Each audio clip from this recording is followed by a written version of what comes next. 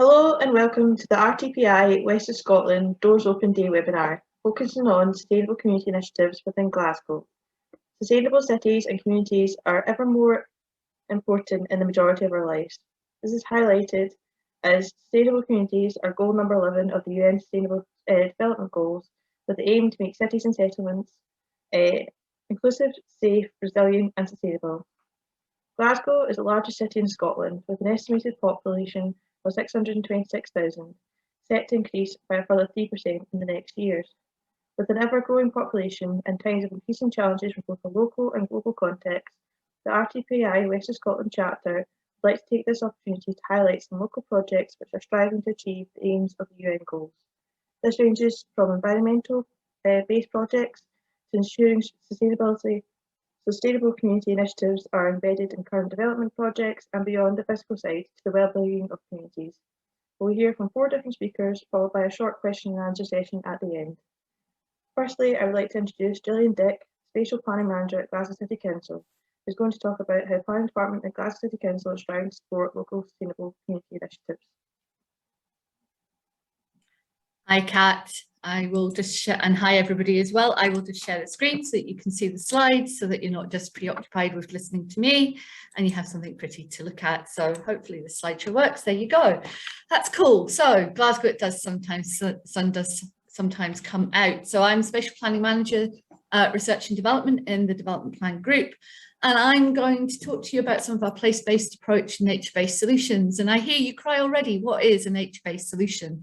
Well, a nature-based solution has a lot of different things in it, but it starts by saying that any project doesn't just have a beginning, a middle and an end, that there is a whole load of things that go around. A lot of the time we look at projects, we do the planning and the delivery and we forget about the stewardship. So we think, yes, we've survived, that's grand, and let's move on. And we do lots of different things around the technical solutions, the governance, financing. We try and get businesses out of some of this. We try and work with our communities. We try and sit back and reflect on what we've achieved, and we try and monitor it. But sometimes we don't get all that balance right. The other thought process around nature-based solutions is people just go, oh, that's biodiversity, that's fine. Well, it's about much, much more than that. So let's take a little deep dive into what we're doing so we can explain about some of the projects we're doing. So when people think about nature-based solutions, there's a kind of nice way of looking at that the University of London have defined that says, does it use nature or natural processes? Does it provide or improve social benefits? Does it provide or improve economic benefits? Does it provide or improve environmental benefits? And does it have net benefit on biodiversity? Now, I get guddled up with all my net benefits. So in my brain, I say, is any action that I'm taking on any of the grand or buildings in Glasgow, does it have or do no harm to social cohesion, whether that's humans or the habitat communities? Does it do no harm to the health and well-being? Does it do no harm to the economy? Does it do no harm to the environment? And does it do no harm to the biodiversity? If I'm answering no to any of those, then I need to rethink what I'm trying to do. Because if you're just focusing on economic recovery, for instance, then you could well be doing harm to the social cohesion, not only of the human population, but of the habitat population as well. So we take this with a place-based approach, and we sometimes say it's a place-based approach with a nature-based solutions lens. That means we're looking at the challenges that impact on our society, and there are multiple challenges that we have to cope with. We want to come up with solutions that we can design at scale in Glasgow, that we can come up with one solution, and that can be replicated or used by other communities, so we're not constantly reinventing the wheel. That means we're also looking at biodiversity net gain, inclusive governance, so working with communities on these solutions and whether they're economically feasible. Because a lot of the time we have bright ideas, but we don't have the finances or the wherewithal to do it. It also means we're doing a whole load of trade-offs between the different challenges and the different kind of lenses that nature-based solutions to those, looking at the social cohesion, the health and well-being, the environment, the economy, biodiversity all at once. That means we need to be adaptive about our management, and what we're trying to ultimately do is mainstream this and make this a sustainable future for our city. But it's just all about place. So there's some handy kind of quotes there for you. Jane Jacobs, if you ever heard of her, said way back in the 60s, and I'll paraphrase, if you don't like the place you're in, why would you fight for it? Why would you defend it?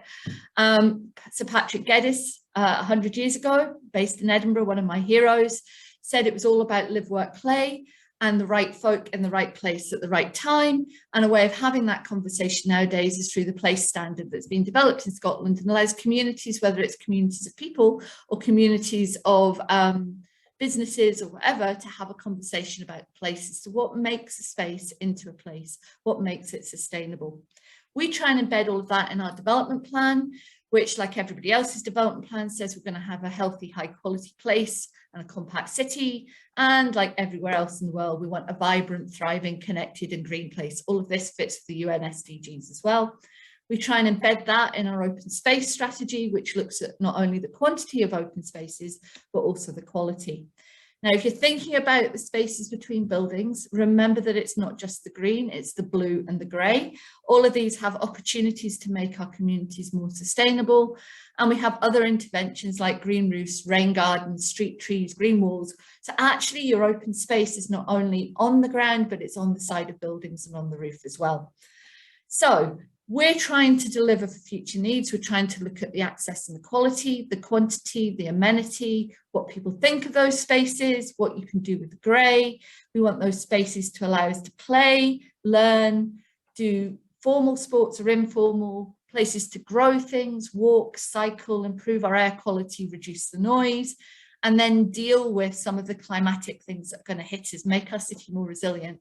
So the flood alleviation, enhance biodiversity, connect the habitats, mitigation, adaptation, and what we do with our blue spaces. The biggest open space in Glasgow is actually the River Clyde.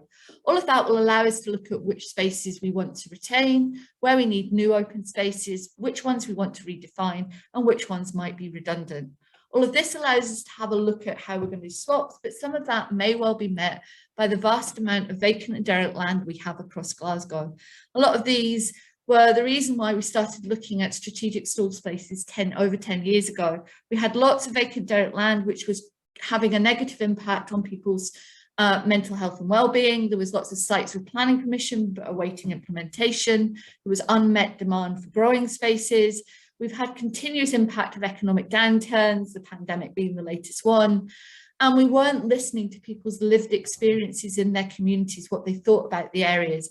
And we kept going in as a council and doing temporary interventions, but not explaining to communities why we were doing them. If you look at what the communities want, there's a whole load of underused open spaces of vacant derelict land. We had individuals saying we could do something. We had groups saying we could do something. They were coming up with ideas, but how do we get them connected to the owners of the site and get them permission to use those sites? How do we connect them to the technical expertise? How do we connect them to the resources, and how do we connect them to the funding? That's what the strategic stalled spaces tried to do. If you look back, my earliest slide showed you the Connecting Nature framework, and I've just used that to embed what we're doing in strategic stalled spaces, and it shows the ebb and the flow of the different things. So we have had an awful lot of kind of emphasis at the start in planning and delivery on the governance, on the financing, on measuring the impact, but it wanes as we go through. So you end up leaving it, and the stewardship will encourage people to think about businesses, but only if they're resilient enough to do so and they know how to do it. So over 10 years, we've had 125 projects, but some of them have not been resilient enough to survive. So they have had an impact on all of those things you can see around the site, but the majority have been growing spaces or landscaping with a little bit of public art, a little bit of activity and a few events. But they've all tried to hit different outcomes, but some of them have maybe only hit it for a very small time. And as a council, we've assumed that the communities that are doing something are resilient. The feedback we've had is great. People have become more physically active, they've got to know their neighbours, they've gained new skills, and it's integrated those spaces into their neighbourhoods.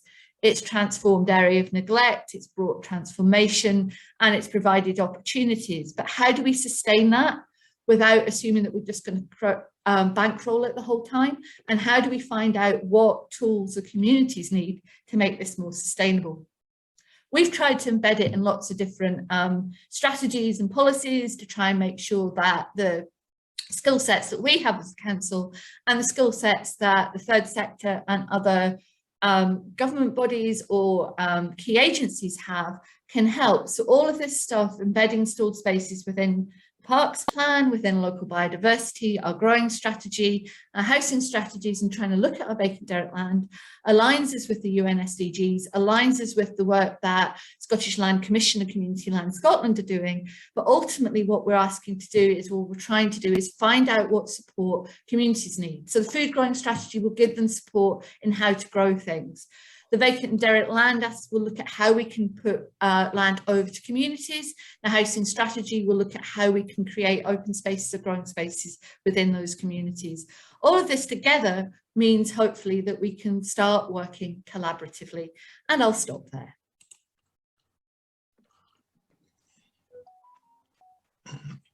Thank you very much, Gillian. Sustainable communities certainly are really embedded in the planning department at Glasgow City Council, and it's also really great to see a holistic approach in taking, as quite often in the past it would be economical first and then societal and environmental second. So it's really good to see that that's not the case at Glasgow. I'll now pass over to our second speaker, Sean Kelly, who also works alongside Gillian at Glasgow City Council. Sean is a Senior Project Officer on the Connecting Nature programme, and is also working on the Open Space Strategy, which was brought in as part of the 2019 Planning Act.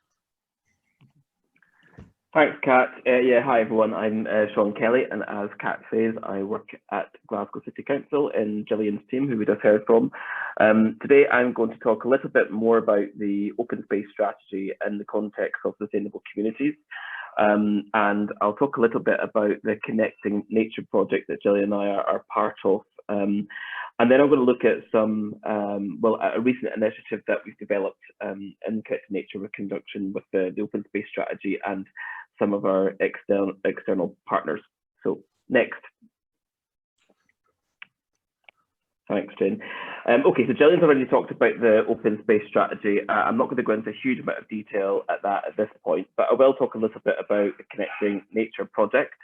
The Connecting Nature project is a Horizon 2020 project. It's funded by the EU, and we're looking at research and innovation into upscaling urban nature-based solutions.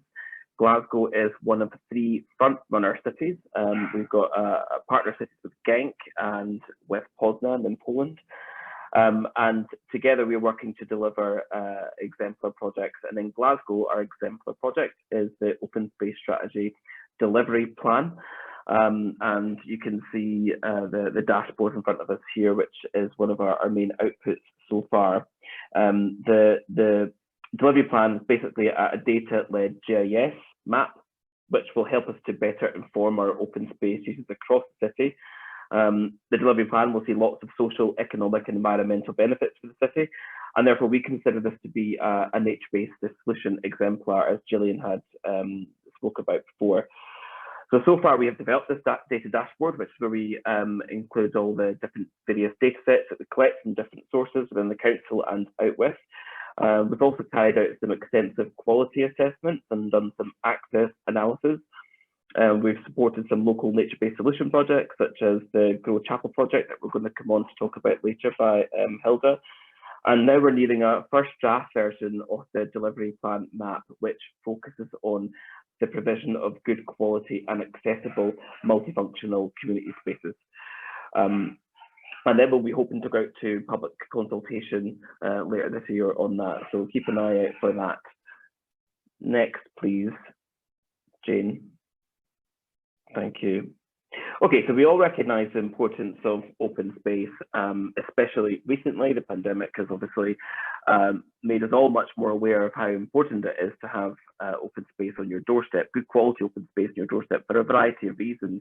And in the last year and a half, that's been mostly down to social interaction and for amenity purposes. But there's a broader use behind that as well, particularly in cities like Glasgow, which are pretty urban, pretty dense, and you know, smaller community spaces are therefore more valuable.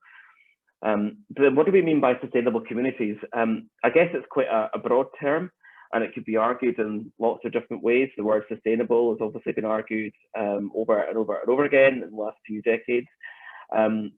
I'm going to give what we would define as being a sustainable community. I mean, it could mean being self-sufficient with food growing, or having nil unemployment, or achieving our net zero carbon emissions, or it could mean all of this and more. I would argue that the open space strategy has sustainable communities at its heart, though, with these 3 pillars that you can see on the screen just now. I'm not going to go into too much detail because Gillian already touched upon them, but basically having a livable city through access to quality spaces and co-produced facilities, healthy city with play and education and sport, improved air quality, better growing spaces, more opportunity for active travel, that sort of thing. And a resilient city, so enhancing biodiversity, water management, mitigating and adapting to climate change is all part of that. And these all strongly relate to how we define nature-based solutions in terms of the desired economic, social and environmental benefits. So that's the core of what we're trying to achieve in Connected Nature with our delivery plan. Next slide, please, Jane. So this slide looks a bit scary. Gillian's already thrown up the Connected Nature, Nature-Based Solutions framework, which you can see here on the right. And I'm not going to go into a huge amount of detail on that because, well, basically that's a whole other presentation on its own. But I wanted to show it to you because I wanted to introduce the initiative that we developed over the last year, which is the Naturebased Accelerator pilot program. So first of all, what is the Naturebased Accelerator? It basically is a business support program for early stage social and nature-based enterprises that are operating within the city or want to operate within the city that help us to achieve the objectives of the open space strategy that we just discussed a moment ago. I'll go on to talk about the accelerator in more detail and our journey so far in a second. But before we do that, I just wanted to say why we have decided to embark on this initiative.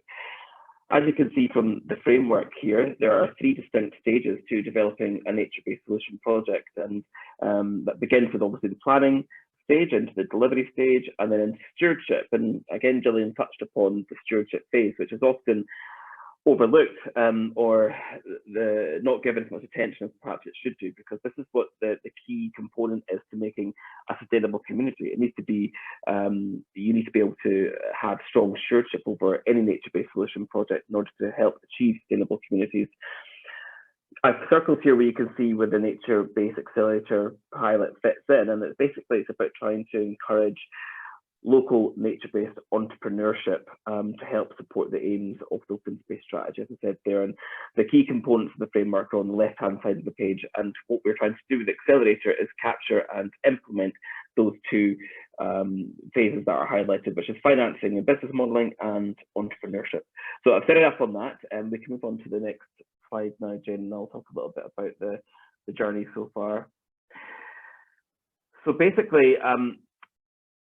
what we had to do first of all was secure some seed funding, so some small seed funding that we managed to secure with the help of Gillian. Thank you, Gillian.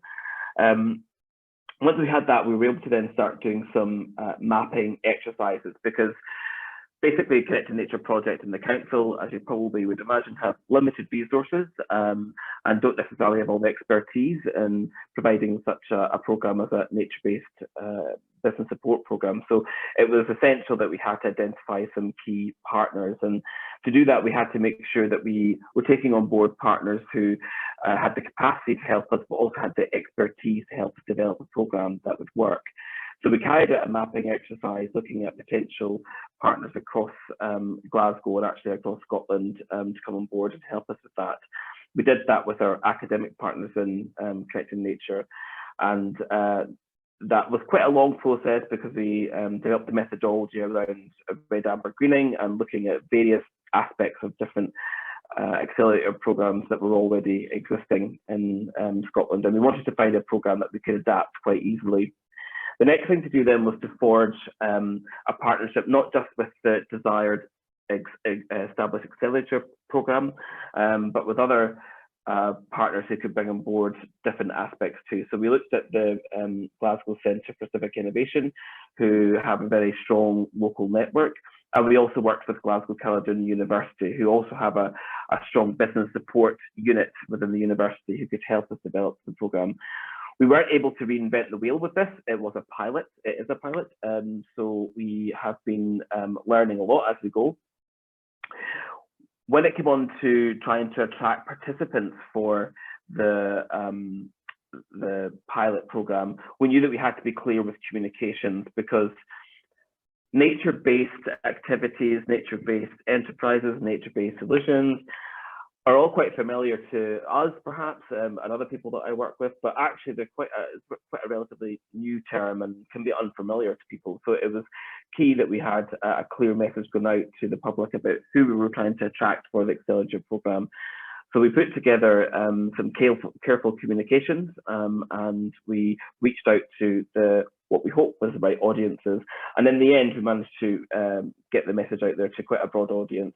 And actually, we were almost overwhelmed with applications from potential participants, well, for a small team anyway. The target that we initially set out for this was to get about 10 quality applications, and then we were going to take on about 3, maybe up to 5 participants onto the first pilot program. But actually, as a demonstration of the sort of demand for this sort of support, we ended up receiving over 40 quality applications, and so we took on board 15 participants onto this first program. So the guys are actually just finishing up. The final session after 3 months is this week, and then we are putting in place a number of other measures to support them going forward beyond the 3-month program. The next thing for us to do, though, is to extract all the learning. It is a pilot, as I said before. There are things that we might do differently going forward, but we'll talk about that on the next slide, which we can move on to now. Thanks, James. So yeah, going forward then, well, where do we want this to lead, I suppose? For the participants themselves, what we've identified through the program is that there are a number of thematic issues that have come out with people who are developing nature-based enterprises across the city, and that's things like where they get the funding from. That seems pretty obvious. One of the other main issues, though, is about land and about how people obtain land in which they develop their enterprises. And so one of the things that we're doing going forward is arranging some focus sessions with the participants and perhaps others to look at these issues so that we can factor them into any future programs. The participants will also become part of the Good Ideas Programme alumni. They're also now part of the Connect in Nature platform, which is a virtual platform where nature-based enterprises across Europe and across the world can connect and share business opportunities as well as learning opportunities as well. And we're also hopefully developing a design-led review of the programme with Glasgow School of Art. But basically, ultimately, what we want to develop here beyond the pilot is a much more robust programme that maybe is a bit longer than 3 months. Gillian and I are going through a process at the moment of making a case to senior managers that we can make this work in the longer term and hopefully create it as an annual programme going forward, and possibly tying it in with the Stalled Spaces programme that Gillian mentioned before. So it's quite an exciting time. It's been great to work on this, and I think it's been one of the key components to helping create sustainable communities, because with this we're trying to achieve not only kind of broader goals with resilient communities, but also more focus as well. So we're looking at things like food growing and ecotourism, foraging workshops, etc. There's lots going on here, so I would keep an eye out for this going forward. Thank you, Jane. Next slide, and I think that might be me done. Yes, that's me. Great, thank you.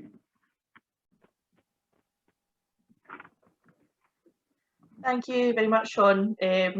As like much of Glasgow's population living in a flat for the last 18 months during COVID and various lockdowns, the open spaces have been really important, and I think it's great to see that kind of programme being highlighted, especially looking at stewardship going forward a long term. Particularly, I imagine what some of our community groups will no doubt be experienced with. So I'm now going to pass over to Hilda from a new project out at Drumchapel called Grow Chapel.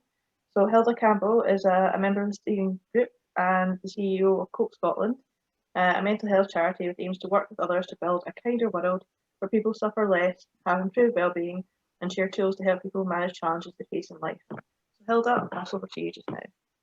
Thank you very much, Katrina, and also thanks for inviting me along today. We got involved with Grow Chapel because we recognise that for people's mental and emotional well-being, there are a variety of factors that are external to the individual, but can impact on that person's well-being. So the environment has a huge impact on people, just as people have a huge impact on the environment. And I've picked this image because in community psychology, you talk about seeing the tree within the woods. And sometimes we have to see people within the context of their life, their communities, the challenges that they're facing, to then see, okay, what needs to get put in place. And one of the things which was clear from a lot of the work that we did around isolation and disconnection was the need for bumping spaces and sticky places. And a bumping space is a place where you just bump into people and have a wee blether. And a sticky space is a space where actually you can be there for a little while and have a conversation. So when I heard about Grow Chapel, we decided this has got so much potential for people to bump into each other, have a little chat, and as well as that, stay around, build relationships, get to know people, and take that as a baseline to move out into other developments in the community. Next. So what we're really hoping for, and there's many partners involved in Grow Chapel, is to have a welcoming space where the local community can apply for a growing allotment for fruit and veg, but also it's a place which welcomes diversity, and you don't just have to have a plot to be welcome there. So working with Enable, we are creating a scented statutory. And a scented statutory is a place where you sit out and blether. So it's a scented garden, but with spaces for people to talk, connect, explore other things that's going on, where we can have workshops. There's also going to be a pizza oven area and an area where we can have community barbecues, again, to share ideas and to build connections that will go on out with the specific community allotment. Next. We think this fits really well with the open space strategy because sadly, I've worked in Drum Chapel since 1991, and I get very, very tired of it always being referred to as an area of deprivation. That is not good for the people who live there, that all the time when it's covered in the television, all it seems to be about is the negative. Whereas in fact, there's some amazing things, which we're going to come to in a wee minute, which really need to be celebrated. So having this Grow Chapel initiative provides a hub and a focus for other activities which celebrate the diversity and creativity that exists within the community, so that people actually think, wow, Drum Chapel's actually a really good place. And also where others might think, well, we want to invest in that, like farmers markets, which is a bit further down the road, but we have got big plans for where all our fruit and veg, and hopefully we're going to work with people with beehives and craft people, etc., so that in the future, this is a place that people regularly go to who don't live in the area, and it also boosters the economy for that area, but it also boosts people's self-esteem, which is incredibly good for well-being.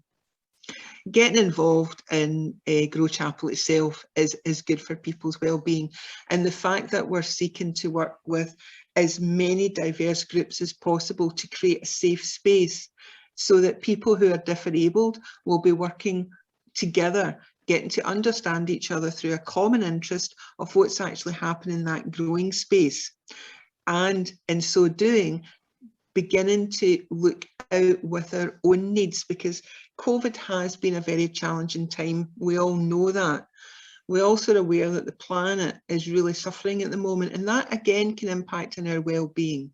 Suicide Prevention Day is Action Through Hope, and I'm really passionate that we start to put systems in communities that offer people hope for the future. So when people feel overwhelmed by the climate emergency, they can look at small things that they can do collectively with others in their neighbourhood, which actually pushes back against some of the anxieties that are only natural in the face of the challenges that we face. So by looking after the planet, understanding the soil, feeding the soil, planting trees, growing vegetables, understanding from fork to food, what that whole journey is, involving schools, looking at what other spaces in the area can become growing spaces, from a window box in someone's house that doesn't have a veranda to a back garden. So Grow Chapel is one place, but the philosophy of Grow Chapel is how do we take this allotment area and really begin to expand in what is possible. Next slide, please. So in planning the Sentience today, we had a meeting with a wide range of partners in the local community, and what came out loud and clear was there's actually a lot of activity already happening. So we produced this map, and it's been printed off, thanks very kindly to Glasgow City Council who printed it off for us, and it's been posted widely in the community where people can see it. And it's got headings around where there are growing spaces, how you can connect with nature, celebrating what's already there, how you can be active outdoors, also how we can build links with other networks interested in climate change, volunteering opportunities and information and learning. So one of the longer term ideas we really have for Grow Chapel, which would be marvellous, is to bring in the Dry Stone Walling Association and actually run courses on people to train in dry stone diking, which, as well as providing some amazing dry stone dikes within the community, also offers people an alternative employment opportunity, because following COVID there is definitely going to be a need for a lot of people to be thinking out the box in terms of retraining and doing other things. And this map will be constantly updated. And we also wanted to put in suppliers of plants, gardening and tools locally, and enables a local social enterprise. So we're very keen to promote what they're doing, but also what other local shops and things, because again, it's about how we encourage investment into the area, so that there again creates more jobs, more opportunities for people, and helps that community really to begin to thrive and celebrate. Next. So if you would like to find out more about how to get involved, that's the email for Grow Chapel, or if you would like to email me directly, it's hilda@cope-scotland.org. The little postcard there, it has a reverse side. It's about the promise that you're going to make to the world. We made up several thousand of these, which were very, very popular. And it's about the promises that we make to ourselves. And Grow Chapel is a place where we are going to look at how we can recycle, upcycle, reuse, create wildflower meadows, be part of helping, because that's one of the whole themes of Grow Chapel, is growing a future for the children. A space where if someone is hurting, there's somebody there that they can talk to who knows what other services are available. So if that person needs more than just an informal chat, there are other options there. A sense of community by being part of Grow Chapel, because you don't just have to have a plot. As well as individuals having allotments, organisations also have allotments, and they also have volunteers. So really, there are so many ways that people can get involved in this. Or it could just be people go in with a friend and sit in the centre statutory, learning some mindfulness practice, because we're going to be doing workshops there, or just being kind. And the whole theme there is the planet future matters to all of us. Thank you very much. Thank you very much, Hilda.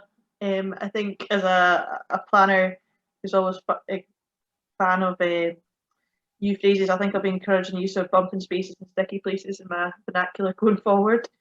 But finally, we hear from another community group, members of the Hamilton Hill Claypits Local Nature Reserve Management Group. Hamilton Hill is, of course, the city's newest local nature reserve.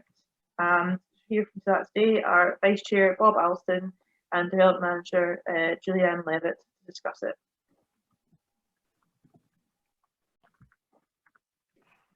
Hi there.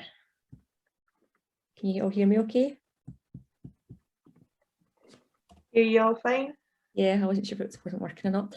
Hi, so I'm Julianne Levett and I'm the Community Development Manager on Hamilton Hill Clay Pits Local Nature Reserve, and Bob's going to join me because Bob's been here since day one when the charrette first started back in 2011, I think it was. So we'll do this together and he'll kind of chip in to bit about the history of it. So next slide, please. So we officially opened a couple of weeks ago on the 31st of July. It was anticipated we were going to be opened a couple of years ago, but obviously COVID hit, which was a big loss to us because that was going to be an amazing green space for the community. But because of that, it delayed it and the community couldn't use this green space. So after many separate opening days, it was supposed to be opened in April, then it was May, then it was June, then it was a few days in July. It officially opened July the 31st. It was an amazing success. We had over 1,600 people join us on the day. It was all community organisations. There was 15 stalls. It was the community organisations who showcase what they do in the community. We had people come from Edinburgh, we had people come from all over Scotland. It was just an amazing day. And it's all over social media. So if you don't know about it, you can get a wee chance to look at it. You can see all the pictures. Jeannie Godley had opened it. She's a big advocate of the clay pits because of mental health. So she was there and Bob's band played as well. So it was a great day. Next slide, please. So Bob, you can talk about the history and how the clay pits was created. If you want to just jump in, Bob, and give a wee. Well, it started just before 2015. We had a thing called a charrette, and got people from all over the community saying what they wanted to see here. We're by the Forth and Clyde Canal, just behind Fir Hill, to give you some context to where we are. And it's a big bit of land that's been sitting for years doing nothing. Scottish Canals owned part of it, Glasgow City Council owned part of it. And so then they got an idea that if we all put it together, we could make it into something. And the something was a nature reserve. So as the previous people talked about in the community, the Hamilton Hill community, which includes Postle, Rock Hill, Mary Hill, Woodside, all these people had this wonderful place called the canal, but no way that it connected. So that's when we got together, and Scottish Canals, Glasgow City Council, and all the relevant groups in the area got together and decided, we could do something. So we came up with a plan for the nature reserve, but the big problem was, as always, money, how we're going to fund this. And we went to the council and they didn't have any money. And we went along next to the Scottish Parliament. They thought it was a great idea, but of course they didn't have any money. And as we were leaving the Scottish Parliament with our heads down, as we're not going, a couple of the civil servants pulled us aside and said, look, the EU has funds that would fit this. So they sent us the information, we filled out the forms, we sent it to them, they looked at it, they sent it back, change this, change that, which we did, make a video and send it off to the EU. So we did. And lo and behold, they gave us the money. So that's how it started. And then it was decided that Scottish Canals would be the group, would manage the build of this. So there were 18 different packages, and we started late 2016. And as we slowly moved along, the group then became a charity in 2018. And it was just then we started building. And then, of course, COVID hit, and it stopped us for 18 months.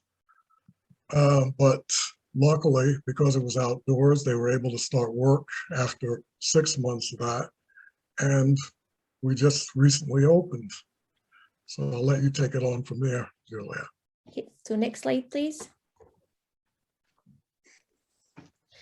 So basically the aims. So the aims are obviously to increase awareness of access to and understanding of ecology and natural heritage, enable protection and enhancement of ecology and natural heritage. So I guess what we're trying to make people aware of, it's a place where it is of natural beauty. So we thought when it was going to be basically combined into a nature reserve that it would disturb the natural environment. And to an extent it did, but also it's created more species. So we want to basically have an educational spin in this. We want to bring schools out, we want to bring the community out, we want to learn how to look after the natural heritage. So basically, because it's about a mile from Glasgow city centre, we want to basically teach people that we have this amazing green space and we have all this natural enhancement in this green space. So one of the things we want to do is bring in the kind of education side of it, because people just think, oh, you live in Glasgow, you're living in a town or a city or a wee suburb of Glasgow. They don't realise that in here there is there's animals, there's different species, there's different plants, there's loads of different ecological natural heritage which people probably haven't discovered or don't know there is. So one of the big things we want to do is for guided walks. So we have quite a lot of guest speakers on guided walks who can teach people all about the different plants in the clay pits, all about the different habitants. So we have possibly maybe every 2 weeks, Bob, we're having a guided walk with some sort of various speakers. So we have them based in arts and heritage, health and wellbeing, education, different various things. So that's what we're doing at the moment to basically educate people on what's actually at the clay pits. Next slide, please. So our focuses, so basically the focuses of the management group is quite a lot of things, actually, just to name a few. The main thing is environmental protection. We have nine people on the committee who all have different skills and experience to look after the site. We have ecologists, people interested in biodiversity. So although we are all volunteers on the site, we do all have a vetted interest in there. We look after the site as well, so we do all the maintenance of it. We look after all the kind of health and well-being of any wildlife out there as well. Part of that, we have events. So what we do is we engage with the community. We ask them what they want on the site. So we have events, we have frog life out there. We have different guest speakers, as I mentioned earlier on, and we have, I think, what else do we have, Bob? You do mainly events? Right, as I say, well, we have that. We also have a bird watching, which is very popular. We do that, and as I say, part of our environmental work is that we plant trees. Now, it may not sound like much, but when we were building the site, about 300 trees had to be either removed or cut down for one reason or another. So we've already planted 700 trees to replace them, and we're going to do 400 more. So our plans are to get the local community, all the schools, the nurseries, and all the other community groups in the area to come in and help us plant these trees.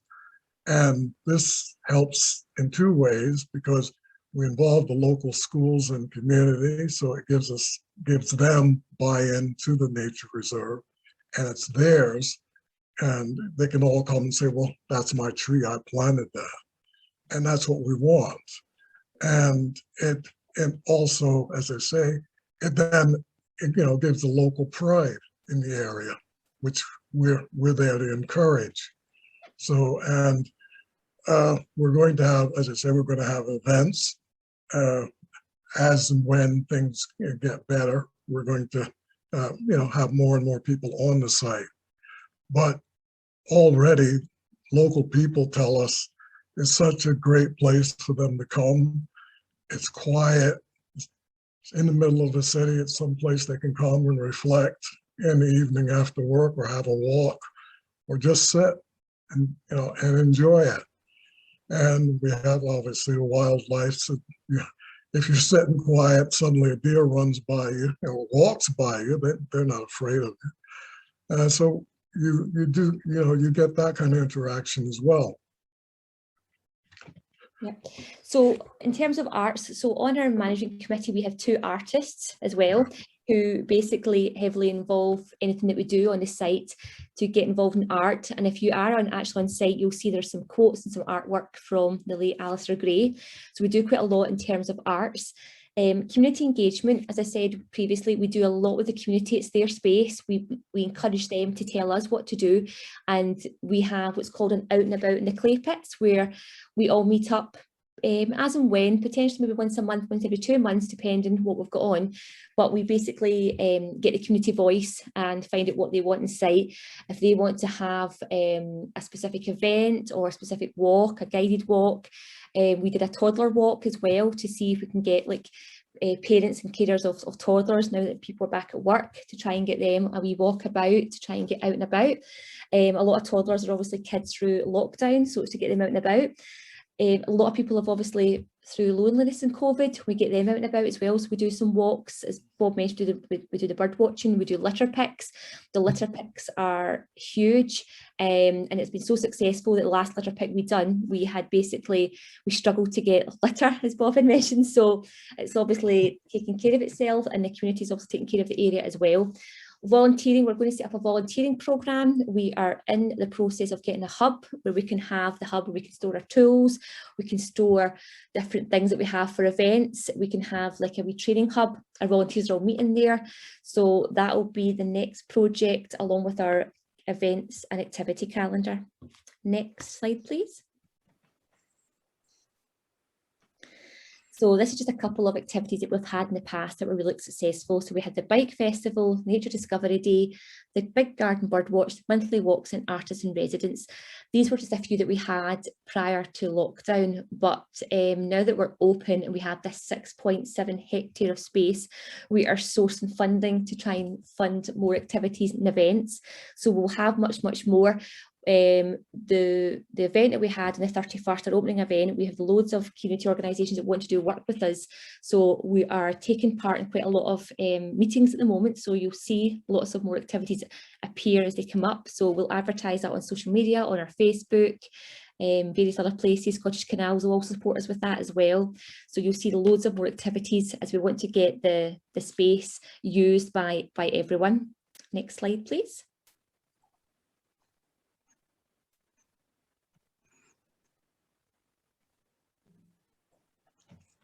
And again, since 2021, we've had out and about, we've had the litter picks and the clean-up, the bird watch walks, guided walks. There's a dialectogram project underway. We've had a clay pit youth artist who's just joined us, a botanical survey, and a Hello Clay Pits launch day. So this is just what we had in May. As I said, this is growing. It's really successful. So we're going to have much more coming up. But this is just a few of our successes that we've had at the moment.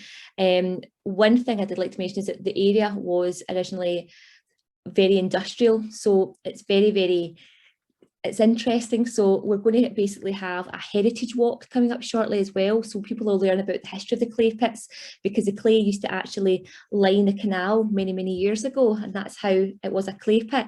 So our next big one is going to be a heritage walk. So you'll see more coming on there. Next slide, please. And this is just our contact details if you want to get in touch. Thank you very much.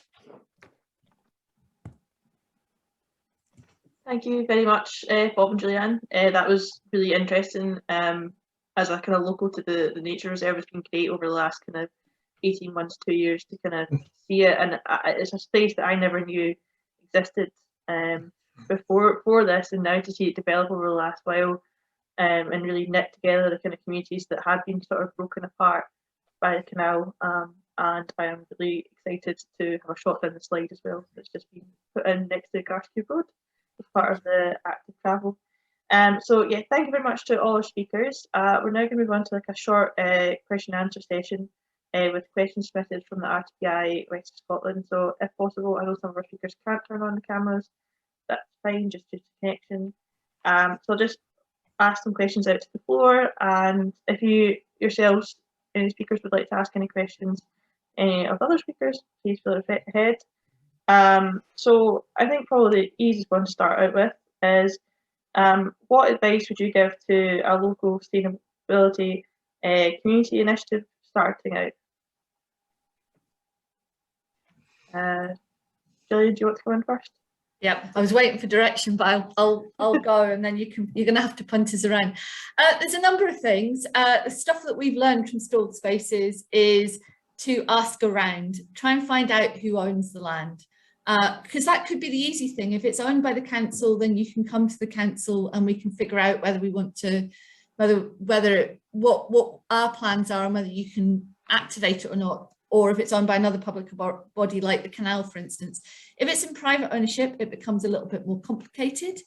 We're in the process of revising our stalled spaces advice, but we still have advice online that says, here's how you can do a model agreement with private owners that doesn't take away the development potential. So some private owners want to keep the development potential because they've got a value on their books, and they're scared that if a community go in and improve a space to make them feel better as a community, that they're then going to start campaigning that it should be open space and then it should be rezoned. And that might ultimately be the end result for the ground, but it might not be. It might be about the end result being the community cohesion, the community having that resilience to move on and improve other sites. And some of the stuff we're trying to do, just to run it off very quickly through the development plan and the open space, which most councils are trying to do, is to say, even if it does become development land, we are going to ask for open space. We are going to ask for community space within that development. So if a community are acting on a space and it does become development, they may still have access to it after that development has gone ahead. Great, that's really interesting. I think Hilda is going to come in here now. I think that's really excellent advice. I think networking and building effective networks is crucial for anything going forward. And if people Google network weavers, there's a particularly good website that offers a variety of tools and ideas, as well as a newsletter which offers tips on networking, because what you can find is that different people have different visions of what they think should happen, and a lot of energy can be taken up trying to convince other people which vision is the vision that's going to work. Whereas weaving a network, you're finding people where there's an area of commonality. So energy goes into, okay, where are we going with this, rather than what agenda, because for all, everything has to revolve around the people who live in that particular area, often to get things started. Or to support things to develop, does need a bit of input from agencies, and sometimes agencies have got their agendas. So networking, clarity, coming without the label of your job, but coming as a human being with a common interest in creating something in your community, whether you live, work, play there, is a good way to start, and a good way to preserve your energy as well. Bob, Julianne, would you like to come in at all to add to that? Any No, for starting out? yes, well, exactly. It's as you say, first of all, you got to get the community on side, and the other part of that are the politicians. If you can, you got to get the politicians to somehow help. Sometimes they don't, but that's what we found at the beginning. That was the hardest part, was getting everybody, facing the right way, so to speak, because other people, they didn't think it was such a great idea, but eventually we talked them around. Yeah, I guess that's the big thing with Project List, is getting lots of voices in one direction. Sean, I think you were going to come in there. Just really quickly, Kat is linked to what everyone's just said there, but I think when you're setting up an initiative as well, it's important to think about the whole variety of benefits that you might be expecting to achieve, because Sometimes you might be focused on one particular aspect, whether that's environmental protection, for example, but actually, if you think about the social and the economic benefits too, at the beginning, it means that you might open up more avenues to funding, for example, from different funding sources. So just a quick point on that. And also because Gillian and I have been saying this for quite a long time now about getting all the benefits out of nature-based solutions and not just focusing on one aspect of it. So that's what I would say. Sean, I've got a particular question for yourself. Just something you flashed up, the kind of matrix behind nature-based solutions. How easy is it to access the research? Is it there, or is it a challenge to kind of underpin these principles, particularly from a kind of local government perspective going forward? Yeah, well, I mean, the term nature-based solutions is really familiar to me and probably some of the rest of us on this call. But as I said in my presentation, it is actually quite a relatively new term, I suppose, and unfamiliar to most people. So there is a lot of information out there, and when I started in Connected Nature, it was a bit overwhelming actually trying to do the research to work out exactly what it is we mean by these terms. And the other thing I would say is that because it is a new term, it's evolving as well. I mean, only just last year, the IUCN and the EU updated their definition of what a nature-based solution was. But Gillian's posted a link there to the Connected Nature website, so connectednature.eu, I think it is. And we've got a whole range of information on there, really simple, straightforward, easy to understand guidebooks and toolkits that anyone can access. So I'd recommend having a look at our website to begin with. But beyond that, I would expect people to become much more familiar with these terms, the sort of nature-based terms, because particularly with national planning policy about to move in that direction with the new NPF4 coming out too. So I would keep an eye out for that. Thank you. And Hilda, I had one for yourself just after watching your presentation. One thing you kind of picked up on was that Drumchapel a lot of the time does get a kind of a negative image, both from, I guess, local press, but also maybe slightly wider kind of the Glasgow regional context. How do you contract that as a local-based, community-based organisation, and really kind of get that community buy-in? Because I guess that would be kind of applicable to other areas in the city or groups as well. Yeah, I think the challenge is that there is an unconscious bias which has been fed over the years through the media, humour, and so many different things around the particular communities and particular areas, and it takes time to transform that. So a few years ago, there was some press coverage about isolation, and the press coverage in the television was about people being isolated at Christmas, which is true, that can happen. But when the cameras were out filming, there were also local people dressed as characters from Frozen, randomly giving out Christmas presents to people just to make people smile. And the media were, they was very curious about that, so they came over and had a chat. None of that was shown in the news that night.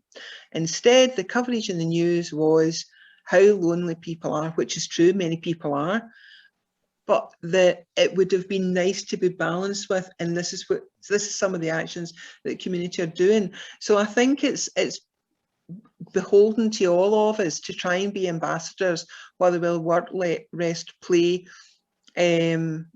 or live in a particular community, to try and promote the best of that community. And it's partly why we also put about Drumchapel Cares About the Natural World. Oh, Hilda.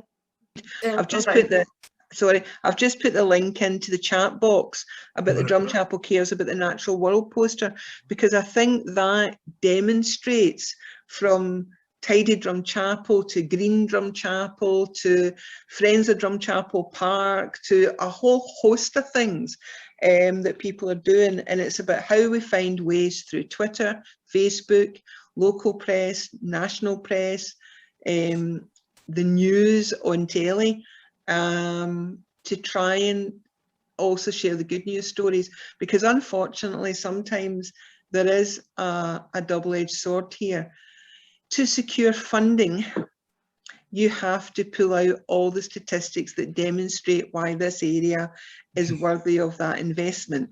However, by doing that, you're not taking an asset-based approach, because you're focusing on what's wrong and what you want to fix. Whereas people aren't broken, the communities aren't broken.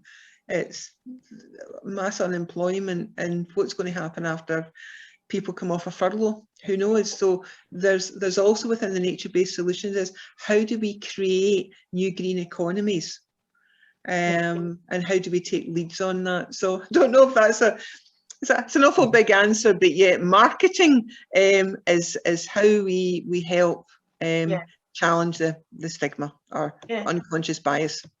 No, I totally agree. I think it hopefully grows a little bit easier as we continue on. We're much more connected these days with Twitter and Facebook and Instagram and all sorts.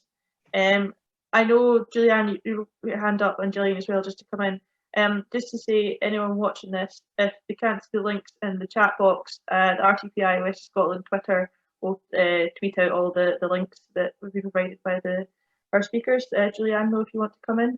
I was just going to say, where our local nature reserve is in an area that's quite deprived, and we basically, the volunteers we have in the management group are just so on it, it's unbelievable. And I think that the community buy-in, so community volunteers are so worthy. So if there's going to be a space, the community volunteers are your main link, because there's things like Clean the Scheme, where maybe the council are maybe not going out to clean the area as much as they should. So they created community groups called Clean the Scheme, who they go out and litter pick. When we had our open day, people said, I can't believe that this local nature reserve is like this in the middle of Postle. And it's all because people were of the whole negative attitude. And then when the green space opened, people wanted to muck in, they wanted to help, they wanted to do more, they wanted to make this space a good space, they want to make it a family space.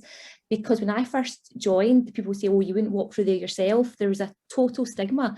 And now it's just an amazing space where families can enjoy it any time of the day. And the volunteers that we have on the managing group, I mean, they go on there a Friday night, and if there's kids drinking, they'll say, listen, it's your green space, you use it, but just take your bottles away.